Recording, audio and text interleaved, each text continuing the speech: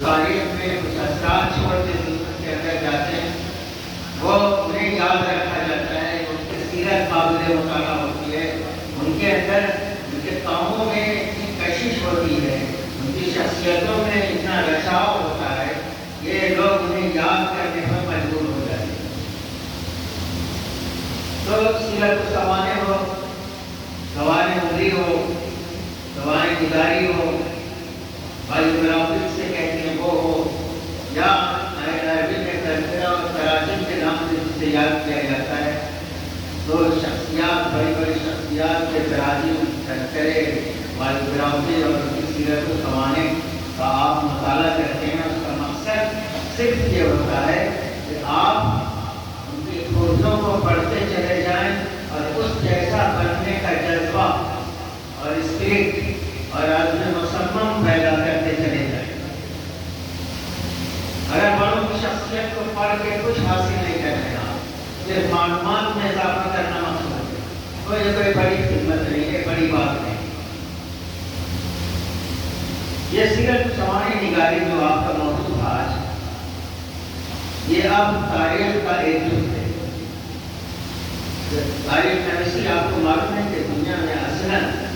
تاریخ نویسی کا آغاز اپنے وسیع مفہوم کے پیش نظر،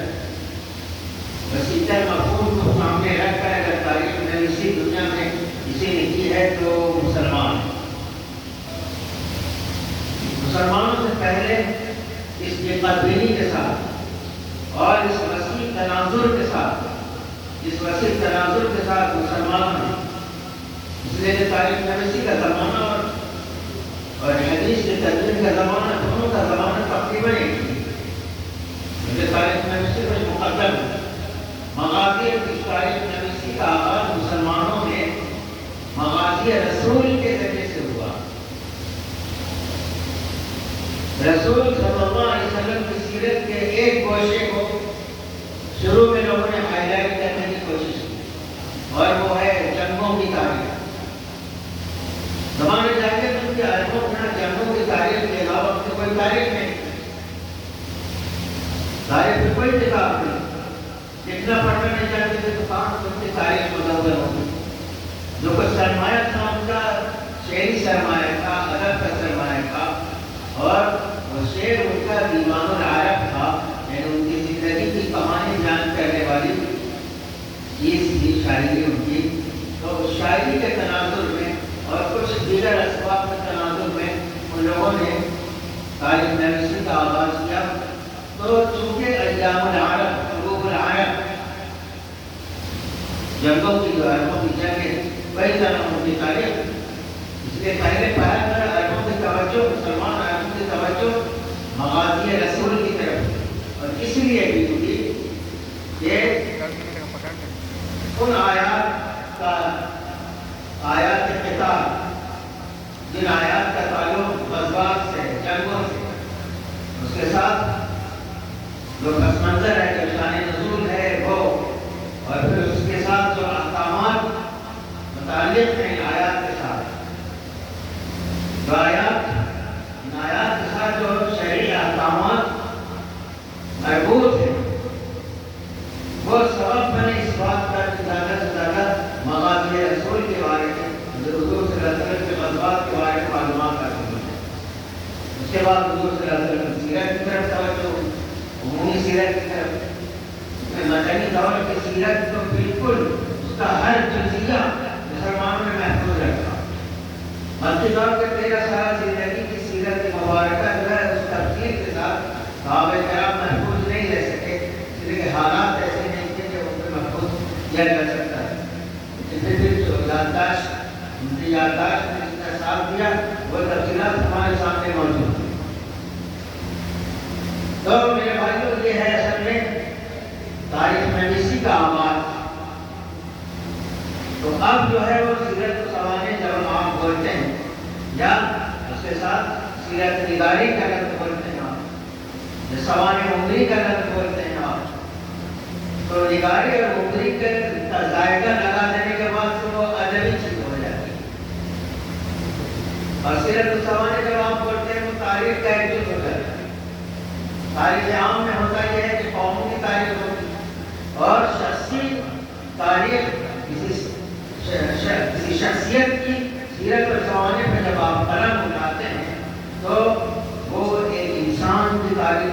اس انسان کے ساتھ اس کا معاشرہ جڑا ہوا ہوتا ہے،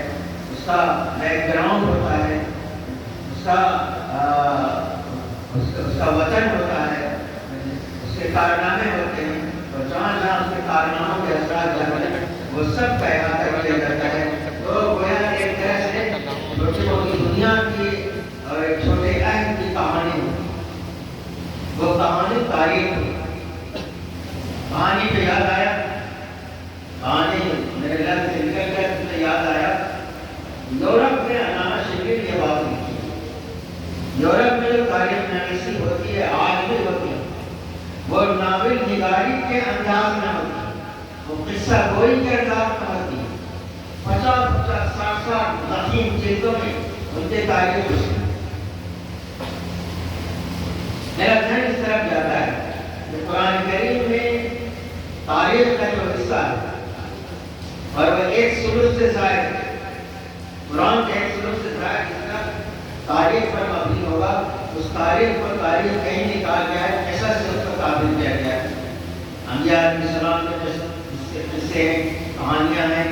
اور اچھے انسانوں کی کہانیاں ہیں، انبیاء کی کہانیاں ہیں، اچھے انسانوں کی کہانیاں ہیں، ظالم انسانوں کی کہانیاں ہیں، طاغوتوں کی کہانیاں ہیں،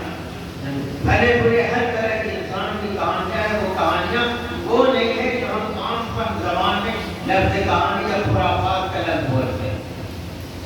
قرآن نے جن کو قصص کہا ہے وہ تاریخ کے انوٹ حقائق ہیں۔ ہماری تاریخی کتابوں کے اندر جو ہے جھوٹ کا گزر ہو سکتا ہے اور سقیم روایتوں کا گزر ہو سکتا ہے، لیکن قرآن کریم نے جو قصص کے نام سے جو تاریخ بیان کی ہے، کیا انبیاء کی تاریخ نہیں، تخلیق انسانی کی تاریخ نہیں، وہ انبیاء کے ساتھ پیش آنے والے طاغوتوں کی تاریخ نہیں، اچھے اور برے انسانوں کی تاریخ نہیں، اور حضور صلی اللہ علیہ وسلم کی 23 سالہ زندگی کی مکمل تاریخ ہے۔ اور خود یہ کتاب ہم تک، قرآن کریم ہم تک تاریخی واسطوں سے پہنچی ہے۔ اس لیے اگر اس تناظر میں آپ دیکھیں گے تو چند شرعی آیات کے علاوہ جو پورا قرآن کریم ہمارے لیے ایک تاریخی کتاب کہی جا سکتی ہے، تاریخی کتاب کہی جا سکتی ہے۔ اس تاریخ کو ہمارے لیے زیادہ موضوع تھا کہ ہم اپنی تاریخ کو قصص کے نام سے یاد کرتے ہیں کہ قرآن نے تاریخی کو قصص کی تعبیر کیا۔ لیکن عجیب بات یہ ہے کہ یورپ کہانیوں کے تناظر میں جو ہے قصص کے پیرائے میں تاریخ نویسی کرتا ہے، اس لیے کرتا ہے تاکہ جو ہے زیادہ سے زیادہ لوگ اس کو پڑھیں۔ کہانیوں کے اندر اس کا جو اسلوب ہوتا ہے، ناولوں کا جو اسلوب ہوتا ہے پرکشش ہوتا ہے۔ آپ ایک مرتبہ جو ہے اسی میں اگر نصیر حجازی وغیرہ، قادر سرزنی وغیرہ کی ناولیں پڑھی، ایک دور میں طلبا کو پڑھنی چاہیے، اس میں حرج نہیں۔ جن لوگوں کا میں نام کہہ رہا ہوں ایسے لوگوں کی تاریخیں پڑھنی چاہیے، اس سے آپ کی زبان میں نکھار پیدا ہوتی ہے۔ اور انہوں نے اپنی کتابوں کے اندر جو تاریخی واقعات بیان کیے وہ صحیح ہیں، اس میں کوئی ملاوٹ نہیں، بس وہ آپ کی دلچسپی میں اضافہ کرنے کے لیے یہ پیار محبت کے الگ سے فصل قائم کر کے پیار محبت کی باتیں کرتے ہیں، اور مطلب پیار محبت کی باتیں تو یہ دینی باتیں نہیں ہو سکتی ہیں۔ تو میں اس لحاظ سے بہت خوش ہوں کہ آپ نے ایسی شخصیت پہ، حضرت منگیری کی شخصیت پہ آپ نے مقالہ نگاری کا، وہ بھی انعامی مقالہ نگاری کا آپ نے پروگرام منعقد کیا۔ ایک فرد کو حضرت منگیری کی خدمات سے واقف ہونا چاہیے، اور صرف اس کے واقف ہونا چاہیے کہ ہم بھی ان کی طرف بننے کا جذبہ اپنے اندر پیدا کریں، اپنے اندر پیدا کریں۔ سیرت و سوالح کے تناظر میں حضور صلی اللہ علیہ وسلم کی سیرت مبارکہ بھی ظاہر سیرتی کے عنوان سے ہم آپ پڑھتے ہیں۔ دنیا میں بڑے بڑے انسانوں کی سیرتوں سے بے نیازی شاید ممکن ہے۔ دنیا میں اتنی بڑی بڑی ہستیاں گزری اور بے شمار گزری، اس امت کے اندر تو بہت گزری، لیکن شاید ہٹکے سیرت و سوانح سے اگر آپ تھوڑی دیر کے لیے بے نیازی اپنائیں تو شاید اس کا کوئی جواب کا پہلو نہیں کر سکتا ہے، لیکن دنیا انسانیت میں جب تک آپ ہیں کائنات کے اندر حضور صلی اللہ علیہ وسلم کی سیرت سے بے نیاز ایک لمحے کے لیے بھی جائز ہے۔ ہمیں آپ کو یہ حقیقت جاننی چاہیے کہ آپ صلی اللہ علیہ وسلم کی سیرت و سوانح جانے بغیر، سیرت طیبہ کا گہرا مطالعہ کیے بغیر نہ آپ اسلام کو سمجھ سکتے ہیں، نہ آپ قرآن کو سمجھ سکتے ہیں۔ اللہ کے رسول کی سیرت کو اچھی طرح پڑھے بغیر آپ کی سیرت کو جاننا اور پڑھنا دنیا کے انسانوں کی سیرتوں کی طرح سے نہیں ہے کہ آپ نے پڑھ لیا، موبائل کے اندر کوئی مقالہ پڑھ لیا، وہ کفالت اللہ، یہ ہرگز نہیں۔ اللہ کے رسول کی سیرت کا تقاضا یہ ہے کہ ہم بالکل گہرائی کے ساتھ پڑھیں۔ جب وہ سیرت کا رجحان ابھی تک ہماری اردو زبان میں پیدا نہیں ہوا، لیکن عربی زبان میں اس کا کام ہوا۔ سیرت کا مطالعہ صرف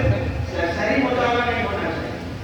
حضور صلی اللہ علیہ وسلم کی سیرت کا مطالعہ بڑی گہرائی سے کیا جانا چاہیے۔ ایک واقعہ آپ پڑھنا اور اس سے جو ہے جیسے آپ آیات قرآنیہ سے احکامات مستنبط کرتے ہیں یا کرنے کی کوشش کرتے ہیں یا اس کا جذبہ رکھتے ہیں، ویسے آپ کو جو ہے کوشش کرنی چاہیے کہ سیرت کے واقعات سے بے شمار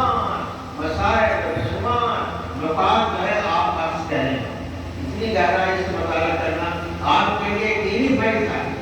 اس کے بغیر نہ آپ قرآن کو سمجھ سکتے ہیں، نہ اس کے بغیر دین کو سمجھ سکتے ہیں، نہ دین پہ چل سکتے ہیں۔ اسی لیے میں یہ کہوں گا کہ اگر آپ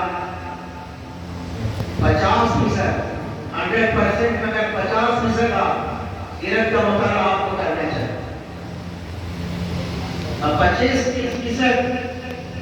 صحابہ کرام کی سیرت کا مطالعہ کرنا چاہیے اور 25% جیسے لگ بھگ جو ہے آپ کو عام علماء، اس امت کے علماء، اس کے رجال کار، ان کی عظیم شخصیتیں جن عالم کہتے ہیں، پہاڑ جیسے جو لوگ گزرے ان کی سیرت کا آپ کو مطالعہ کرنا چاہیے۔ اور ان کا مطالعہ اس لیے ضروری ہے جس سے آپ کے سامنے وہ نقشہ آتا ہے کہ کسی بھی دور میں ظاہر ہے آپ نے ابھی کہا کہ حالات بڑے کہ کا کیا ہو رہا ہے، علی گڑھ کا قیام ہوا ہوگا اس وقت کے حالات دیگر ہوتے، دیوبند کا قیام ہوا اس وقت کے حالات زیادہ دیگر ہوتے۔ تو ناموافق حالات میں علماء نے، بڑے انسانوں نے کیسے کام کیا، یہ سبق ہم کو ملتا ہے، یہ رہنمائی ہم کو ملتی ہے۔ اسی لیے کہ عام بڑے انسانوں کی سیرت کا مطالعہ کیا جانا چاہیے۔ اللہ کرے کہ آپ اسی جوش و خروش کے ساتھ اپنے سنجمن کامیاب بناتے رہیں اور اسی طرح کے اچھے عناوین کا آپ انتخاب کریں اور اس میں محنت کریں، محنت کریں۔ مقالہ جو میں نے سنا تو آپ لوگ یہ اسپیکر پہ اتنا قریب رکھتے ہیں کہ میرے کان کا آواز بہت کم سمجھ آتا ہے، کوئی اگر بغیر اسپیکر کے بولے تو سب سمجھ آتا ہے۔ تو اکثر جو مضامین، جو جتنے مضامین میں نے سنے ہیں اس کے بعد کے علاوہ جو ہے اکثریت کے اندر یکسانیت ہو، وہ یکسانیت کہاں سے آئی اس کا ذکر میں نہیں کروں۔ دنیا کے کتاب کے علاوہ، قرآن کریم کے علاوہ اور حضور صلی اللہ علیہ وسلم کے جو کچھ فرمان ہیں وہ سب چونکہ اسی کتاب کی تفسیر ہے، ہے، اس لیے کتاب و سنت میں تو کوئی فرق نہیں، مگر اس کے بعد دنیا میں کوئی تیسرا انسان نہیں پیدا ہوا ہے نہ ہوگا جس کی تحریر یا جس کی کتاب حرف آخر ہو۔ آپ نے جس شخصیت کی کتاب سے یہ مقالہ عرض کیا ہے وہ حرف آخر نہیں ہو سکتا، نہ کہیں آپ کو دوسروں کی کتابوں کا مطالعہ کرنا چاہیے، ایک سے زائد کتابوں کا مطالعہ کرنا چاہیے اور کئی کتابیں پر زیادہ سے زیادہ معلومات مہیا کرنا چاہیے، اور تب جو ہے آپ کے مقاصد کے اندر مقصد پیدا ہوگا، اس کے اندر جان پیدا ہوگی، اس کے اندر تاثیر پیدا ہوگی اور اس کے اندر کوئی جدت پیدا ہوگی۔ تو جدت نہیں ہے تو کوئی آپ کے مقالے کو اٹھا نہیں۔ کیا مقالہ لکھنے والوں کی کمی یا لکھی پڑھی جانے والی چیزوں کی کتابوں کی کمی ہے؟ آپ کے اندر کوئی کوئی ندرت نہیں، فکری ندرت ہونی چاہیے، لہجے کے آپ کا غلط ہے تو اسلوب کے اندر بھی ندرت ہونی چاہیے، اسلوب بھی بدلتا ہے۔ آج اس وقت آپ کھڑے جن نتیجوں میں جو کچھ لکھا تھا آپ کو نہیں چل سکتا، وہ اسلوب نہیں ہے۔ اب یہ دور کا تقاضا یہ ہے کہ آپ دور کے تقاضوں کے مطابق نیا اسلوب ڈھالیں، نیا اسلوب نکالیں، پیدا کریں۔ آپ کی کوشش یہ ہوتی ہے کہ آپ وہ چیز پیش کریں جس کے اندر نیا خیال ہو، نیا انداز ہو، تب دنیا آپ کے ساتھ کرنے کی بات کریں۔ اللہ تعالیٰ آپ کو کامیاب کرے، آپ کو قیام کو یہاں مبارک کرے، آپ کو محنت کرنے کی توفیق عطا فرمائے، اور اس مقصد کے لیے آپ معاہدے کا دیکھے گئے،